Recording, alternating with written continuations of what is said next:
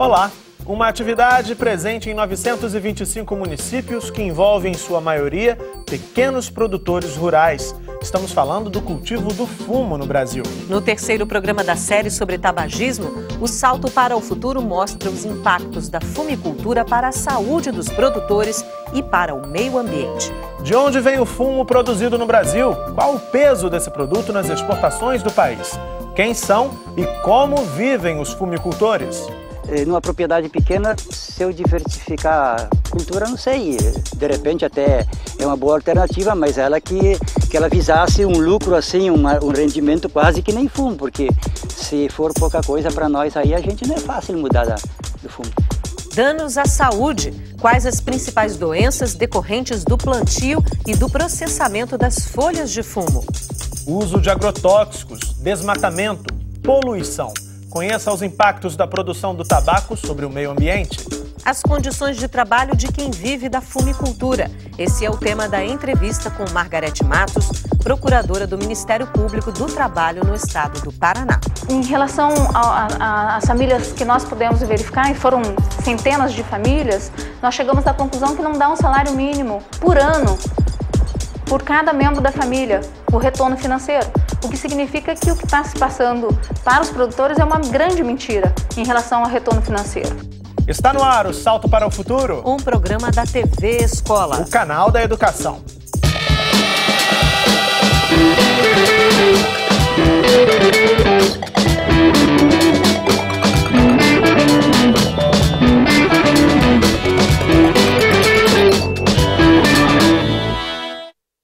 No período colonial brasileiro, especialmente no século XVII, o fumo era considerado um produto secundário, ofuscado por outras culturas, como a da cana-de-açúcar. Mas o tabaco tinha um papel estratégico na economia. Era uma das principais mercadorias de troca para garantir o comércio de escravos ao país. Atualmente, o Brasil é o maior exportador de tabaco no mundo e o segundo no cultivo do fumo, perdendo apenas para a China.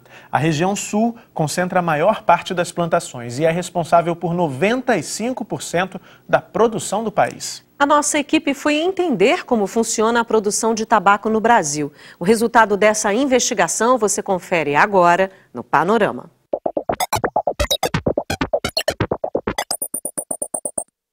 O Brasil é o maior exportador de tabaco, mas não o maior produtor. Segundo Cristiane Bellinzoni, consultora do Ministério do Desenvolvimento Agrário, nesse ranking o país ocupa o segundo lugar. Ele só perde hoje em termos de produção para a China, mas atualmente eles não estão competindo ainda com o Brasil, porque eles são também os maiores consumidores de cigarro do mundo. Basicamente, 85% do fumo produzido no Brasil é para exportação. Atualmente, em torno de 200 mil famílias estão envolvidas com essa atividade.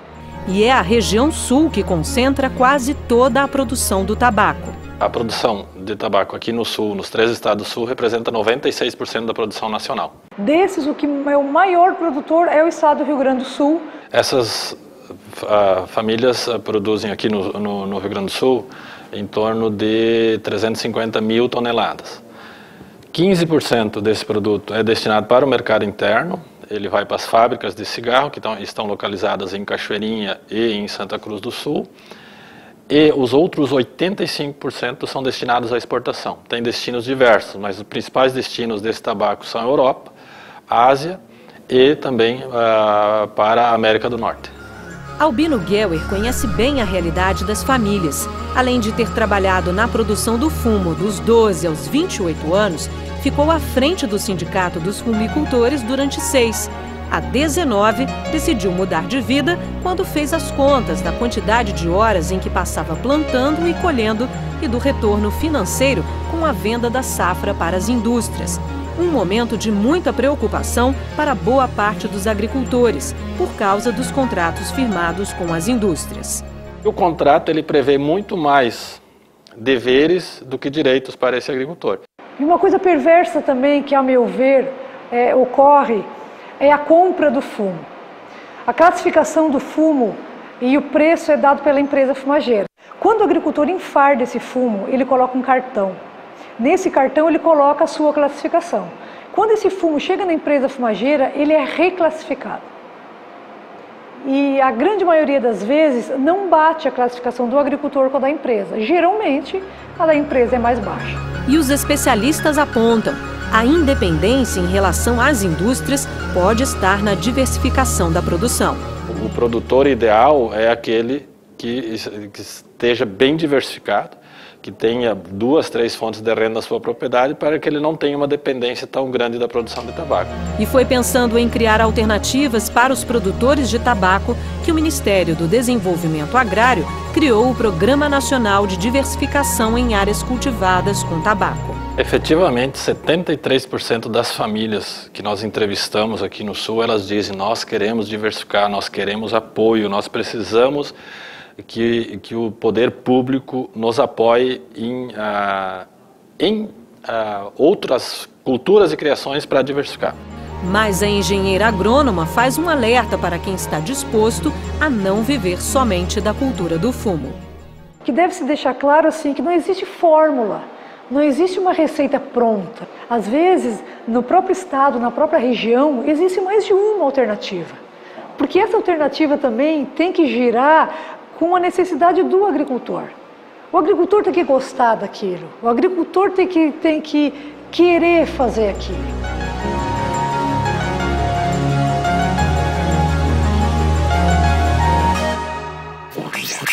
Está enganado quem pensa que apenas o cigarro oferece riscos à saúde. O manuseio das folhas de fumo e os componentes químicos utilizados durante o cultivo da planta também podem causar uma série de complicações para a saúde dos agricultores. Uma delas é a doença da folha verde, uma intoxicação causada pela absorção da nicotina presente na folha do tabaco. Veja na reportagem. Desde o plantio até a colheita, o fumicultor é exposto a uma série de agentes que podem provocar doenças. E o principal e mais pesquisado tem sido o agrotóxico. A folha do tabaco é uma folha muito vulnerável. Ela necessita de uma quantidade grande de agrotóxicos para poder ser viável, economicamente viável. Então ele tem junto o tempo todinho, desde o plantio das mudas até a colheita. Existe um uso intensivo, intenso de agrotóxicos. São muitos os sinais de que os agrotóxicos estão afetando a saúde dos agricultores.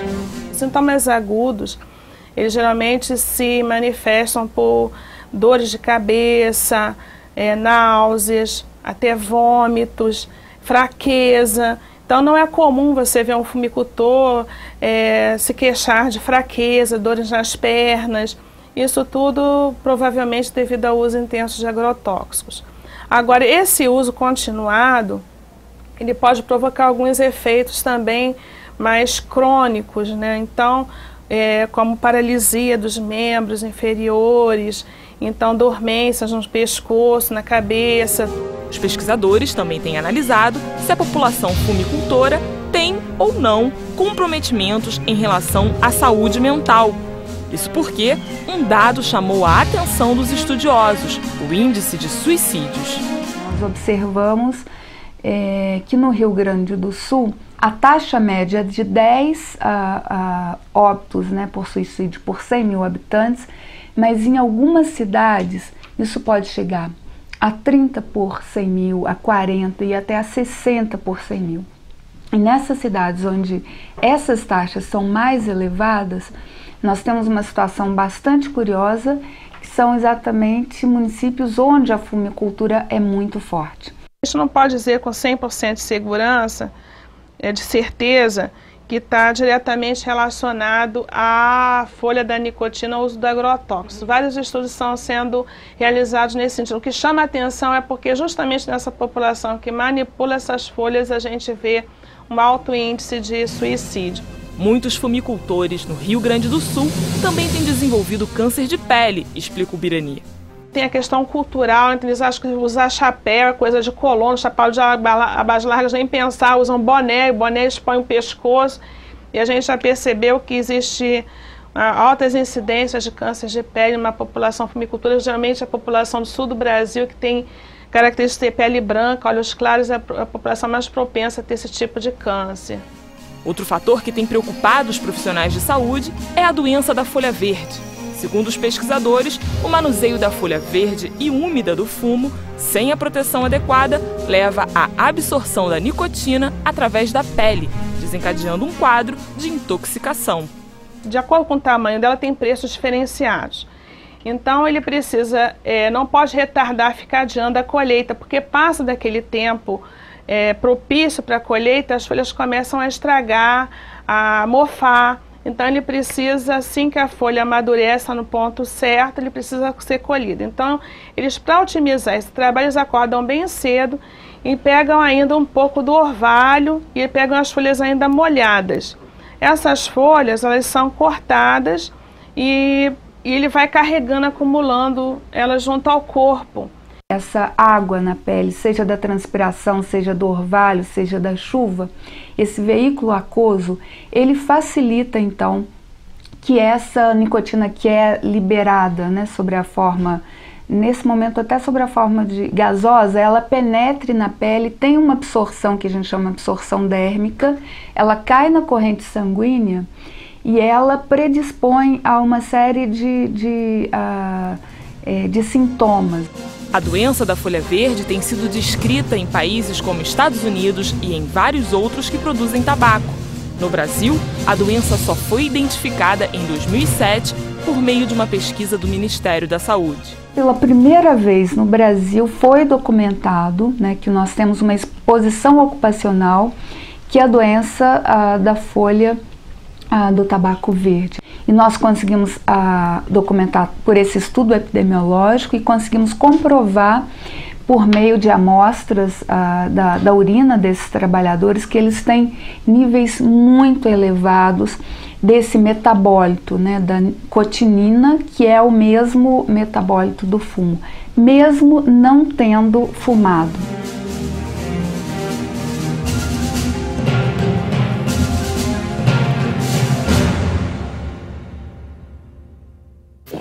A cadeia de produção do tabaco também gera uma série de danos à natureza. A queima da madeira para manter o calor das estufas nas plantações de fumo é uma das vilãs do desmatamento em áreas de produção do tabaco. Segundo um estudo realizado por pesquisadores da Universidade Federal de Santa Catarina, na safra de 2008-2009, mais de 170 mil estufas estiveram em funcionamento no país e consumiram, Bárbara, aproximadamente 4 milhões de toneladas de madeira. Mas os danos ao meio ambiente não param por aí. É o que você vai ver na reportagem. Para cada 300 cigarros produzidos, uma árvore é queimada. Uma conta em que o saldo não é nada favorável para o meio ambiente. A cultura do fumo é uma das culturas que mais causa danos ao meio ambiente por vários aspectos. Primeiro, porque faz a devastação de florestas, então arranca árvores, inclusive árvores nativas, árvores seculares, para a produção do fumo, né? Se nós sabemos que o Brasil produz 800 mil toneladas de fumo, para cada 5 mil quilos vai 50 metros cúbicos de lenha, se gasta todo ano, só para secar fumo, perto de 10 milhões de metros cúbicos de lenha. O uso de agrotóxicos na plantação de fumo é outro fator de risco para o meio ambiente e para a saúde dos agricultores. São passados inúmeros agrotóxicos e agrotóxicos com classificação toxicológica bastante alta, ou seja, extremamente tóxicos, causando não só dano ao meio ambiente, mas também à saúde dos trabalhadores que estão expostos a esses produtos, né? E esses compostos, com a chuva, acaba chegando aos rios, então não só faz com que haja contaminação do solo, mas também contaminação das águas, comprometendo inclusive os mananciais de água potável, os peixes. Então todo o ciclo de produção do fumo ele é muito destrutivo para o meio ambiente.